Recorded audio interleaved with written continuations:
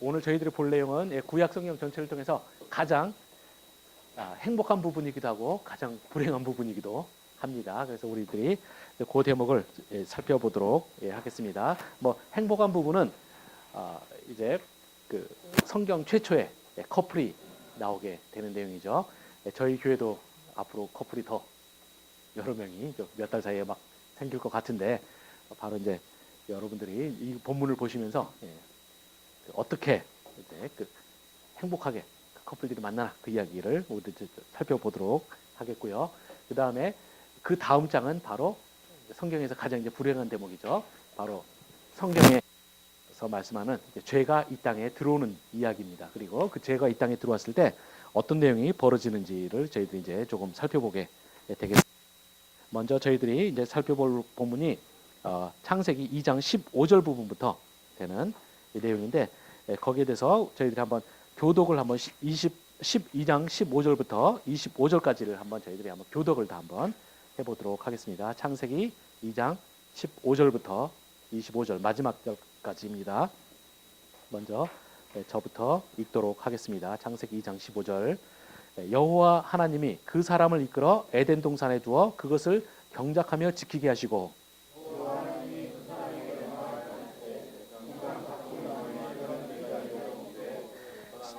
선악을 알게 하는 나무의 열매는 먹지 말라. 내가 먹는 날에는 반드시 죽으리라 하시니라.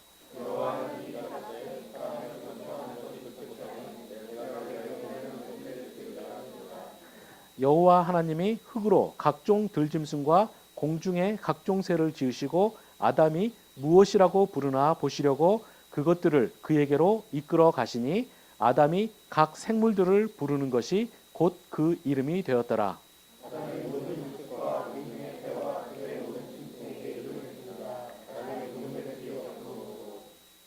여호와 하나님이 아담을 깊이 잠들게 하시니 잠들매 그가 그 갈빗대 하나를 취하고 살로 대신 채우시고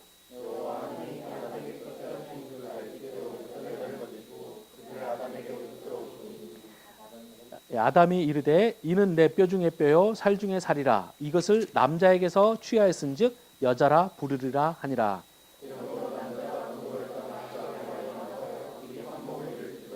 다 같이 읽겠습니다. 아담과 그의 아내 두 사람이 벌거벗었으나 부끄러워하지 아니하니라. 아멘.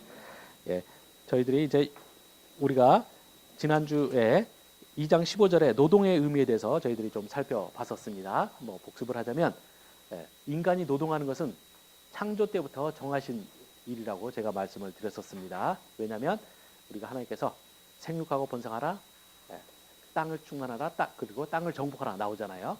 그래서 우리들은 하나님의 대리자로서 이 창조 세계를 관리하는 것이 인간에게 주어진 임무이기 때문에 노동 자체는 정상적인 것이라고 했습니다. 그래서 여러분들이 일하는 거에 대해서는 항상 기쁜 마음으로 우리가 할 필요가 있습니다. 단지 이제 차이가 뭐냐면 나중에 저희들이 3장 이후에서 살펴볼 텐데 저주를 받은 이후에 노동이 이제 성격이 달라지는 거죠. 그 저주하기 전에는 노동은 기쁜 것이고 즐거운 것이었고 또 이 창조의 모든 질서가 인간의 노동에 또 부합하도록 만들어져 있었습니다. 그런데 이제 그 타락한 이후에는 인간의 노동에 대해서 이제 온 세상이 저항을 하게 되는 거죠. 그래서 이제 그것을 통해서 고통이 이루어지는 내용이 나중에 나오게 됩니다. 이제 그것이 바로 이제 노동의 의미라는 것을 지난주에 살펴봤고요. 이제 우리가 16절, 17절을 저희들이 다시 한번 우리 성경을 한번 보시면은 하나님께서 그 인간을 이제 에덴 동산에 두시면서 말씀을 하실 때 이렇게 말씀하셨죠. 그 사람에게 명령하여 이르시되 동산 각종 나무의 열매는 내가 임으로 먹되 선악을 알게 하는 나무의 열매는 먹지 말라. 내가 먹는 날에는 반드시 죽으리라 하시니라. 이렇게 하나님께서 말씀을 하셨습니다. 우리가 이 본문을 보시면 명령이 크게 이제 두 가지가 나오죠. 하나는 긍정 명령이고요. 하나는 부정 명령이에요. 그래서 긍정적인 명령은 동산 각종 나무의 열매를 내가 임으로 먹되라고 되어 있는데 이 임으로 먹되라는 말이 우리말 성경이 좀 모호하게 번역이 되어 있는데 히브리어로 말하면 그냥 모든 나무의 열매를 네가 먹되예요. 그러니까 그래서 하나님께서 처음에 에덴 동산에서 주시면서 하셨을 때는 제한이 없었던 거죠. 모든 것을 다 먹어라라고 긍정 명령에 모든 강조가 되어 있습니다. 그리고 거기에 딱 하나 이제 부정명령이 들어있는데 딱 하나 하나님께서 제한점을 두신 것이 무엇이냐면 선악을 알게 하는 나무의 열매만은 먹지 말아라는 거죠. 그래서 동산의 모든 것을 먹되 딱 하나만 하지 말라라고 하시면서 이제 경고로 내가 그것을 먹는 날에는 이제 반드시 죽으리라 이렇게 말씀을 하셨습니다. 우리가 이 본문을 볼 때 이제 중요한 거는 뭐냐면 이런 그 하나님의 이 말씀에 대해서 의도를 정확히 우리가 이해를 하면서 볼 필요가 있다는 거죠. 그 많은 경우에 사람들은 자꾸 성경을 볼 때 이상하게 읽으려고 들어요. 그런 것이 뭐냐면 여기에서 하나님께서 하라고 하신 것과 하라고 하지 하지 말라고 하신 것에 그 비유를 하면 어떻습니까? 이게 몇 대 몇이 될까요? 아마 99.99 대 1이나 뭐 이 정도쯤 될 거예요. 근데 우리 인간 심리 이상에서 꼭 하라고 한 것만 99.99%에서 즐기면 되는데 하지 말라고 한 것에 자꾸 집중하는 거예요. 이제 그거에 바로 우리가 문제예요. 그런 면에서 우리가 여러분이 신앙생활 하실 때도 그렇습니다. 우리가 기독교인으로서 하나님께서 자유를 주셨다는 말씀 많이 하세요. 그럼 뭐냐면 하나님께서 우리들에게 기독교인들에게 굉장히 많은 것을 하라고 하세요. 우리는 하나님께서 하라고 하신 일을 즐기면 되는 거예요. 근데 보통 많은 기독교인들이 어떻게 되느냐? 하나님께서 나를 믿는 자로서 하지 말아야 될 거지. 0.001% 같은 게 있죠. 근데 이제 그러면 거기에 온 신경이 다 집중하고 그것으로 자신의 모든 신앙생활을 다 불행하게 만들어요. 그래서 내가 기독교인 되면 나는 이것도 못하고 저것도 못하고 저것도 못하고 이런 식으로 자꾸 생각을 하는 거죠. 저도 제가 신학을 하고 특히 구약을 학자가 되고 그러면서 이제 율법에 대해서 진짜로 깨닫게 되기 전에는 이런 생각을 참 많이 했던 것 같아요. 내가 기독교인으로서 하는 것은 뭐를 안 해야 되는 사람 정도로 생각을 한 거죠. 근데 제가 성경을 제대로 깨닫고 난 다음에 제가 바뀐 게 뭐냐? 나는 뭘 하는 사람이지 뭘 안 하는 사람이 아니라는 거죠. 여러분이 좀 신앙생활 하는데 내가 불편하다라는 생각을 하시면 그 점에 대해서 한번 자기가 깊이 한번 생각해 보시고 하나님에게도 기도하면서 내가 기독교인으로서 과연 어떤 점을 누릴 수 있는 건지에 대해서 잘 생각을 해보시기 바랍니다. 그렇게 되면 여러분이 깨닫게 되실 거예요. 하나님께서는 하지 말라고 하신 것보다 하라고 하신 것이 훨씬 많다라는 걸 아시게 될 겁니다. 그래서 우리 이제 기독교인이 진짜로 우리가 행복하게 살려면 여러분이 요즘에 개그 콘서트에서 나오는 것처럼 누려 뭐 그거 있잖아요. 여러분이 누리지마가 아니라 뭐든지 다 누려라는 것이 사실 맞아요. 여기서도 아담과 하와에게도 하나님께서 분명히 말씀하신 것은 누리라고 하신 거지 누리지 말라고 하신 게 아니에요. 그 점을 여러분이 잘 이해하셔야 되는 거고요. 그래서 저는 제가 우리 학교에서도 강의할 때도 그걸 많이 강조하는데 진짜로 참된 기독교인이면 인생이 즐거워야 된다는 거예요. 근데 그것이 즐겁지 않은데 억지로 젖혀서 즐거운 것이 아니라 진짜로 즐거워야 돼요. 그럼 왜 즐거울 수 있느냐 할 때 하나님께서는 우리들에게 하라고 하신 것이 많다는 거죠. 단지 우리가 하나님의 거룩성 때문에 그 하나님의 거룩함을 따라가는 자로서 우리가 하지 말아야 될 것이 몇 개 분명히 존재해요. 그렇지만 그 외에 굉장히 많은 것은 우리가 할 수 있다는 걸 여러분이 아시고 좀 자신의 신앙생활에 관점을 좀 바꾸셨으면 합니다. 그 점이 제가 이제 주의 부분에서 제가 한 거고요. 그러면 이제 우리들이 하나님께서 그러면 다 누리게 하실 거 99.99% 즐기게 하실 거면 이 선악과도 굳이 하나는 왜 두셨느냐? 여기에 대해서 우리가 좀 고민을 해볼 필요가 있는 거죠. 그 이유는 바로 뭐냐면 바로 저는 선악과의 진짜 개념은 뭐냐면 하나님께서 우리들에게 얼마나 많은 영광과 자유를 주셨는지에 대한 표시라고 생각을 합니다. 왜 그러냐면 제가 선악과 문제를 이야기할 때는 예전에 한번 복습 삼아 한다면 하나님의 형상 개념과 우리가 연결되어 있다고 했어요. 그리고 하나님의 형상 개념과 하나님의 형상 개념 중요한 건 뭐냐면 하나님과 이 사람과 피조물 사이에 여기서 이 선을 두 개를 그어준다는 이야기를 했습니다. 우리가 인간이 하나님의 형상을 여기서 하나님과 공유하고 있기 때문에 이제 불가피하게 생기는 현상인데요. 우리가 이 하나님의 형상을 가진 인간을 바라보는 시각이 위에서 바라보는 시각과 아래에서 바라보는 시각을 가질 수가 있다고 했습니다. 그래서 우리가 먼저 위에서 바라보는 시각에서 보면 하나님의 시각에서 바라볼 때는 그 선이 바로 인간의 머리 위에 있게 되는 겁니다. 그리고 이제 그 차원에서 보면 이제 이렇게 되는 거죠. 그리고 이 차원에서 볼 때는 바로 사람과 피조물은 비슷해요. 왜 비슷하냐? 바로 하나님께서 만드신 피조물이라는 차원에서 어떤 면에서는 동일한 거죠. 그러니까 이 바로 절대적인 주권자이자 온 세상을 만드신 창조자인 그러니까 하나님과 그 하나님에 의해서 만들어진 모든 피조된 존재, 만들어진 존재, 거기에 사이에는 분명히 건널 수 없는 강이 존재하는 거고요.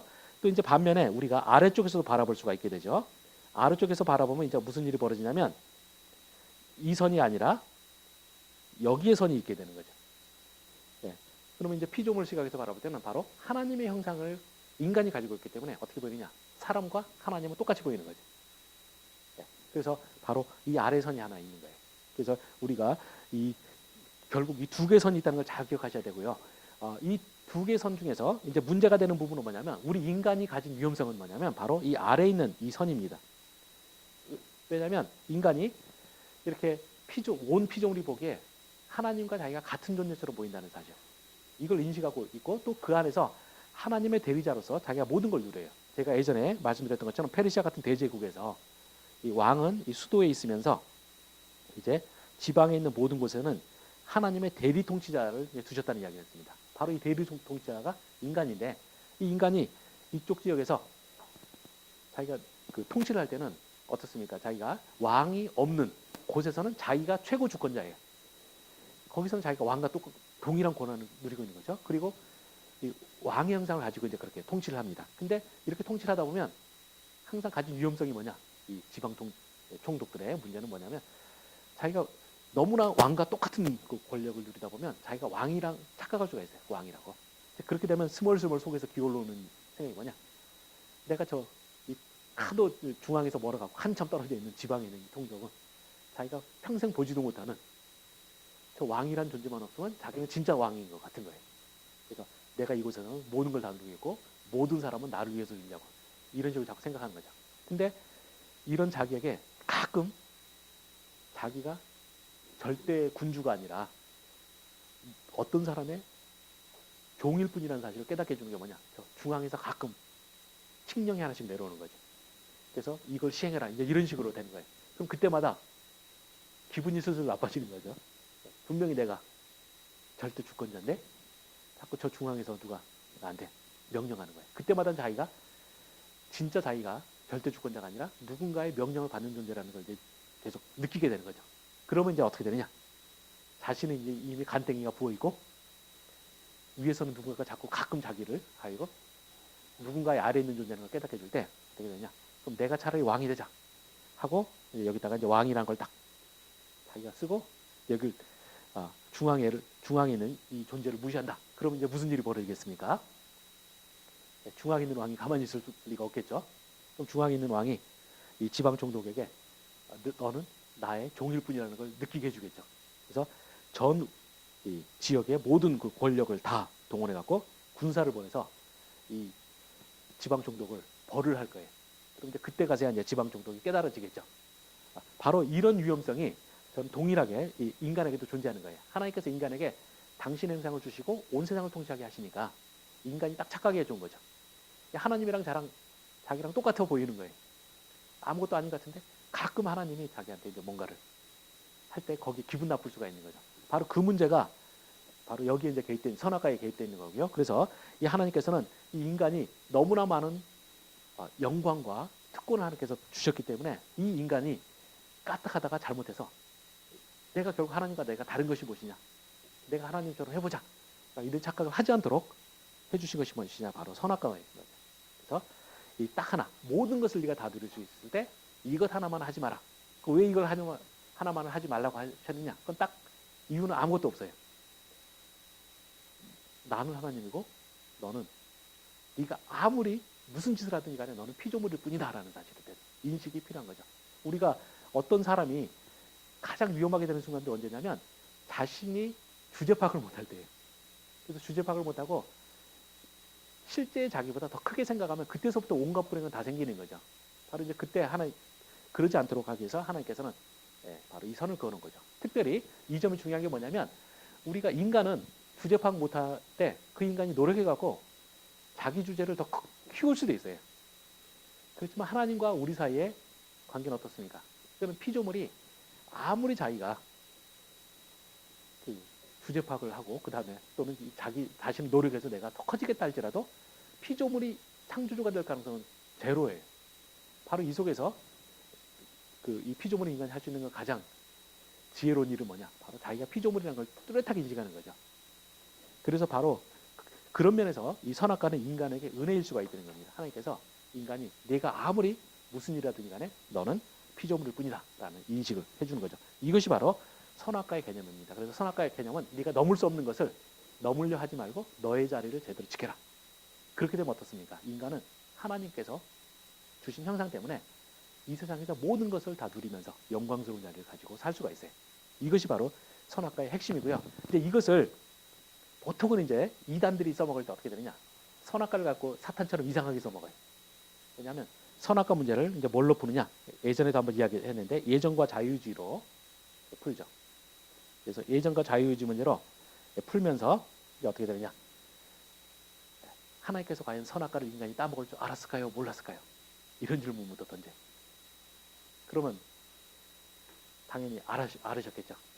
그러면 인간이 따먹을 줄 알고 미리다.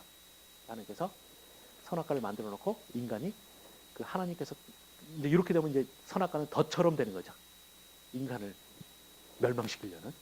그래서 덫처럼 해놓고 따먹을 줄 알고 덫쳐놓고 따먹지 말라고 하시면서 따먹었을 때 이제는 너는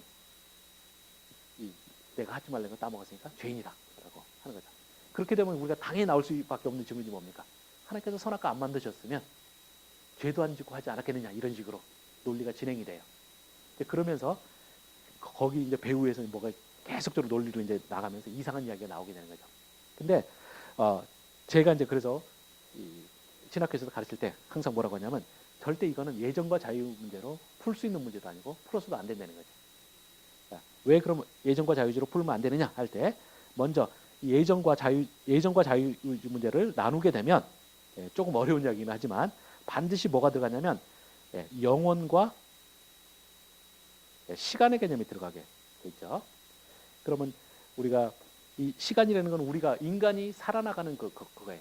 이 시간은 어떻게 됩니까? 과거, 현재, 미래로 구성되어 있죠. 그러면서 계속 과거로부터 현재를 거쳐서 미래로 시간이 흘러가요. 바로 이게 시간인데 그럼 영혼은 어떤 걸까요?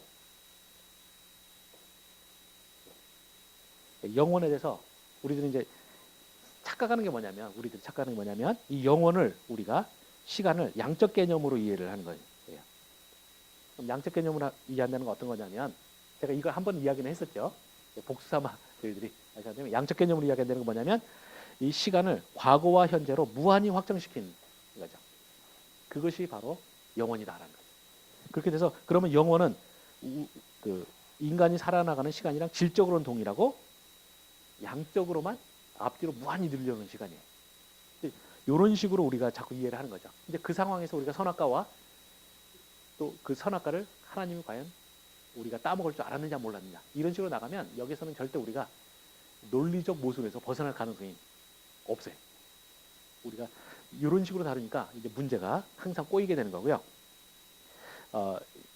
신학적으로 정확히 말하면 이 영혼이라는 개념은 양적인 개념이 아니라 사실은 질적인 개념이라는 걸 이해하실 필요가 있습니다.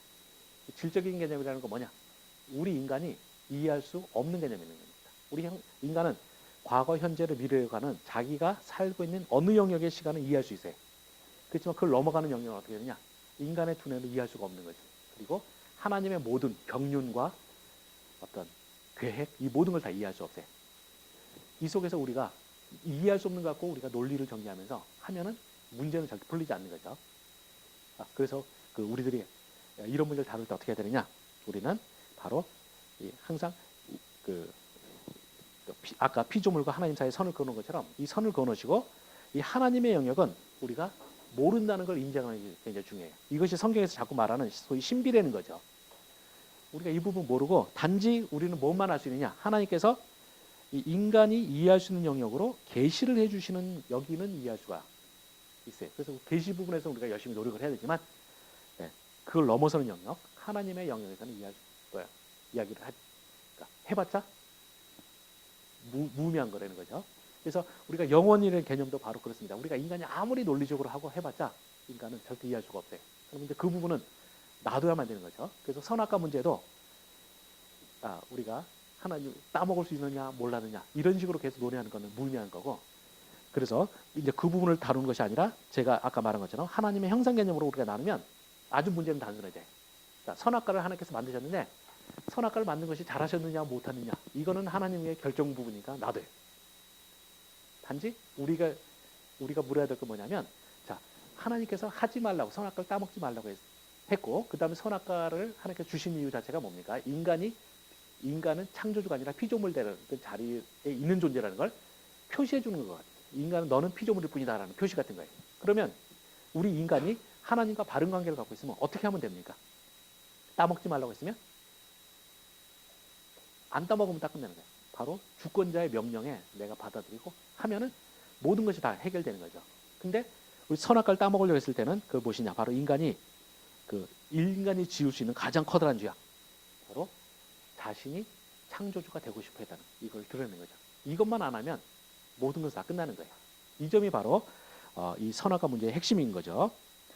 그래서 우리가 이 선악과에서 배울 수 있는 것은 결국 뭐냐면, 선악과를 통해서 하나님께서 가르쳐 주시고 하시는 것은 바로 인간이 가장 행복할 수 있는 길은 무엇이냐? 바로 피조물의 자리에 있는 것, 그리고 창조주와 같아지려 하지 않는 것, 요것만 잘 지키면 되는 겁니다. 그래서 여러분이 결국 신앙생활을 할 때도 신앙생활이 가장 행복해지는 간단한 길은 무엇이냐? 여러분이 인간의 자리에 있으면 돼요. 그리고 내가 하나님께서 절대 주권자께서, 그리고 세상의 모든 걸 아시는 분이 나에게 요구하시는 것만 지키면 다 되는 겁니다. 그래서 여러분이 그 점을 잘 기억을 해두시고요. 이제 그걸 이해하셔야지 나중에 이제 그러니까 아담과 하와가 죄를 지을 때 그 죄가 뭔지를 우리가 이해할 수가 있게 되는 것입니다. 그리고 또 아담과 하와의 죄는 결국 뭐냐? 모든 인류가 반복적으로 짓는 죄예요. 여러분이 죄를 지을 때 내가 안식일을 좀 약간 못 지켰다. 그 다음에 내가 어떤 사람에게 약간 잘못 생겼다. 이거는 죄 중에서 사실 작은 거예요. 가장 큰 죄는 뭐냐? 바로 내가 하나님께서 정해준 자리를 넘어서려고 하는 것. 이게 제일 큰 문제라는 걸 여러분이 인식을 하시면 되겠습니다. 이제 그 문제는 저희들이 나중에 또 이제 나오니까 다루고요. 이제 그 다음에 2장 18절부터 25절 돕는 비필 문제 보겠습니다. 우리가 2장 18절, 우리가 창세기 2장 18절을 보시면 굉장히 독특한 문구가 나옵니다. 그 뭐냐면 이렇게 되죠. 본문상에 보시면 여호와 하나님이 이르시되 사람이 혼자 사는 것이 좋지 못하니, 이렇게 나옵니다.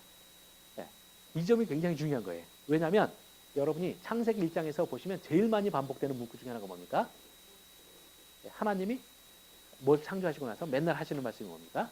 보시기에 좋았더라. 그래서 창세기 1장에는 좋다 좋다 좋다 이게 계속 나옵니다. 이게 좋다라는 게 히브리어 단어가 제가 발음을 굳이 써보면 톱이에요. 톱. 영어도 좋은 건 톱 아닙니까? 그래서 여러분이 이제 그냥 세상의 모든 여자가 맥심이면 자기가 사랑하는 여자는 TOP라고 그러잖아요. 그렇죠. 톱은 좋은 건데, 그래서 하나님께서 창조를 매일 창조하시면서 보시기에 좋더라. 모든 것이 톱했다 이렇게 말합니다. 하나님께서 TOP라고 다 말씀하셨어요. 창조하시면서. 그리고 마지막에 인간 창조하시면서는 가장 좋다 해서 매우 TOP다 이렇게 해서 톱이라고 하셨는데, 그래서 창조가 완전하고 좋은 것이다라는 이야기를 우리가 계속 이야기를 해왔는데, 2장에 가면 이제 여기서 2장 18절에 이르렀을 때 충격적인 거 뭐냐? 창조에 좋지 않은 것이 있었다는 거예요. 그래서 노톱 이렇게 나오는 거죠. 그래서 이 점을 이제 깜짝 놀랄 수가 있습니다. 그리고 그러면 이 좋지 못한 내용이 무엇이냐 할 때 하나님께서 그 18절 후반절에 보시면 그 사람이 혼자 있는 것이 좋지 못하니 내가 그를 위하여 돕는 매필을 지리라라고 이렇게 말씀하셨는데, 우리가 이제 이것을 하나님께서 좋지 못하다는 말을 이제 처음으로 여기서 하셨다라는 말할 때 여러분이 이걸 혹시 이해를 공개하실 수가 있어요. 창조에 안 좋은 부분이 있었구나라고 생각하시고 할 수가 있고요. 거기서는 이제 하나님께서 창조를 하셨는데 창조에 결함이 있었다고 생각할 수가 있습니다. 근데 이거는 사실은 그런 의미가 아니라 우리는 1장과 2장을 결합시켜서 우리가 좋아 있게 읽을 때 이게 뭐냐면, 하나님께서 세상을 쭉 창조해 오시면서 딱 한 가지 뭐냐? 바로 이 이 창조의 드라마를 넣으려고 하셨다는 차원에서 이해를 하시는 것이 좀 더 나을 거예요.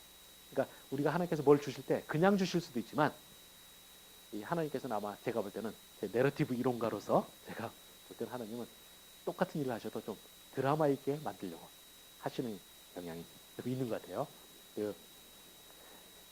그 우리들이 여러분이 프로포즈 같은 거 할 때도 그냥 갑자기 반지 하나 툭 꺼내서 툭 주면서 탁 주면서 예, 가끔 가다 그 인터넷 같은 데서 그 경상도 남자 터프한 남자 그 이야기할 때 반지 하나 탁 주면서 내 알을 놔도 이런 식으로 뭐 하는 그런 프로포즈 이야기도 있잖아요. 근데 그렇게 되면 참 매력이 없잖아요. 그거보다는 좀 더 이제 멋있는 거는 그리고 평생 남으려면 프로포즈를 해도 좀 더 스토리가 있는 게 참 매력적이잖아요. 이제 그것처럼 하나님께서는 여기서도 남자와 여자가 맺어짐으로써 창조가 완성이 되는데 그 스토리를 좀 더 스토리 있게 아마 처리하시려고 하지 않으셨나라고 저는 생각을 해봅니다. 그래서 저는 이 부분이 결국 하나님 계획 속에 다 들어있는데 결국 모든 것을 매우 좋게 만드실 건데 단지 그 과정이 뭐냐? 그 과정이 아직 다 진행되지 않은 상황에서 하나님께서 아직까지 해야 될 것이 남았다라는 차원에서 이해를 하시면은 이건 되겠습니다. 그래서 결함이 있는 것이 아니라 완벽하게 나가는 거죠. 그래서 그 드라마가 굉장히 매력적인데 예전에 제가 한번 그러니까 라디오 듣다가 굉장히 제 인상에 남는 프로포즈 이야기가 있어요. 거기 그 부부가 한 1970년대 말인가 80년대쯤에 이제 결혼을 이제 한 부부인데 이 남자도 그렇고 여자도 그렇고 서로 좋아하는데 약간 쑥맥이에요, 둘 다. 말도 잘 못하고. 그래서 이 남자분이 그 자기가 너무너무 사랑하는 여자랑 에게 뭔가 그 여자가 자기를 사랑해 주는 것도 감사도 하고 그래서 이제 결혼을 위해서 정말 큰 뭔가를 해주고 싶어 갖고 이제 이벤트를 준비를 했어요. 근데 그 70년대 말에서 80년대 그 초에 그 시절에 그 구하기 힘든 오픈탑 차를 부자 친구한테서 빌렸어요. 그리고 어디 갔냐? 경춘가도로 가기로 했습니다. 그래갖고 가는데 이제 문제는 뭐였냐면 그때가 겨울이었다는 거예요. 근데 이 남자가 이 쑥맥이고 주변 머리가 살짝 없어가지고 오픈카를 딱 준비해서 이제 딱 가서 여자 집에 가서 이제 딱 나오라고 딱 하니까 여자분이 딱 보니까 외국 영화에서나 보는 오픈카가 딱 있는 거죠. 그래갖고 그 보고 이제 감동을 했어요. 그래서 이제 남자분이 여자 문 열어주고 딱 태웠어요. 그리고는 이제 어디로 갔느냐? 춘천호각에서 경춘가도 옛날 길을 달린 거죠. 이제 달리는데 뭔가 문제가 생겼느냐? 이제 가다 보니까 추우니까 뚜껑을 덮으려고 했는데 뚜껑이 안 덮이는 거예요. 차가 그 오픈탑 그게 고장 났는지 이걸 모르는지 해갖고 이분이 가서 한 30분이 넘도록 거기서 그 추워가지고 막 이제 미칠 지경이 되면서 두 사람이 꽁꽁 얼으면서 이제 간 거예요. 근데 가다가 이분이 운전을 많이 안 해봐갖고 또 그 목적지인 레스토랑을 못 찾는 거예요. 그래갖고 고생해서 갔어요. 근데도 이제 이 서로 둘이 막 이제 얼어 죽기 일보 직전에 막 가가지고 드디어 이제 찾았습니다. 그래서 레스토랑 가서 이 남자분이 여자분은 먼저 딱 레스토랑에 이제 들어가 있으라고 그러고 조금 이따 나오라고 하고 남자는 이제 좀 이따 불러 모으라고 해서 밖으로 나갔어요. 그리고 그 레스토랑이 호수가 내다 보이는 이제 뭐 그런 곳이었는데 이 남자분이 나가가지고 한참을 안 들어오더래요. 그래갖고 뭔 일이나 해갖고 여자분이 기다리더니 못 기다려서 가봤더니 무슨 일이 벌어졌냐면 이 남자분이 하트 모양으로 초를 쫙 놔가지고 이제 거기다가 이제 불을 붙이는 거예요. 그래서 이제 밤에 이제 하트 모양으로 딱 보이게. 근데 문제는 뭐였느냐? 밤에 저수지 옆에 그 바람이 심하게 부는데 양초가 안 붙는 거죠. 이 남자가 한 시간이 넘도록 불 붙이는데 이제 손도 얼고 막 하니까 울고 있더래요. 못 붙여가지고 울면서 계속 불을 붙이다가 여자분이 딱 오니까 남자가 처음에는 막 글썽글썽하다가 여자분을 보니까 눈물 와락 하면서 누구시 불이 안 붙어요 그러면서 막 울더라는 거죠. 근데 그걸 볼 때 그 여자분이 어떻게 했습니까? 그 부분은 제가 보장하건데 평생 헤어질 수 없어요. 그때 이제 또 분위기가 확 깨면 여자가 보고 이 멍청이 이랬으면 안 되지만 그때 그 남자의 그 사랑을 이해하고 받아들이면 둘은 너무너무 행복한 거죠. 하나님께서도 이 남자와 여자가 만날 때도 바로 그런 식으로 했습니다. 뭐 제가 이야기하니까 저도 하나 생각나는데 저랑 제 아내는 도저히 이루어질 수 없는 사이였어요. 그래서 수도 없이 헤어지기로 하고 했는데 그러고는 제가 유학 마지막 이제 중간에 박사과정 중간에 돈이 없어서 왔다가 다시 이제 모든 걸 추스리고 다시 가서 2년 동안 공부하고 왔는데 제 아내랑 이미 헤어졌어요. 절대 이제 만나서는 안 된다. 그 결심은 거기서 끝났어요 서로. 근데 제가 와가지고 한 번은 보고 싶더라고요. 근데 세상 스토리 다 알지만 진짜 헤어질 거면 그때 한 번은 안 봐야 돼요. 근데 한 번은 보고 싶더라고요. 근데 왜 보고 싶었는지 아세요? 보고 싶었던 이유는 딱 하나예요. 제가 가난한 유학생이어서 제 아내한테 좋은 걸 한 번도 해준 적이 없는 거예요. 그래서 딱 하나, 데이트하면서 비싼 음식을 한번 사주고 싶은. 네, 그래가지고 그 당시에 서초동에 제 아내가 이제 사랑교회 다녔는데 서초동 옆에 가면 토니로마스라고 거기 그 바베큐 립을 뭐 다른 거 해갖고 사주고 싶어서 딱 불러가지고 사줬어요. 근데 어떻게 됐냐? 제 아내가 못 먹죠. 왜냐면 그게 우리의 마지막 식사거든요. 그래서 제 아내는 그냥 음식 놓고 못 먹고 저도 제 아내가 왜 못 먹는 걸 알잖아요. 그래서 저도 못 먹고 그래서 데이트하고 평생 처음으로 진짜 비싼 음식 사줬는데 고스란히 남기고 나왔어요. 그리고는 그날 이제 마지막 데려다 주면서 이제 정말 마지막이다. 행복하게 잘 살아라. 라고 했는데 그러고 나서 못 해주겠다고. 그래서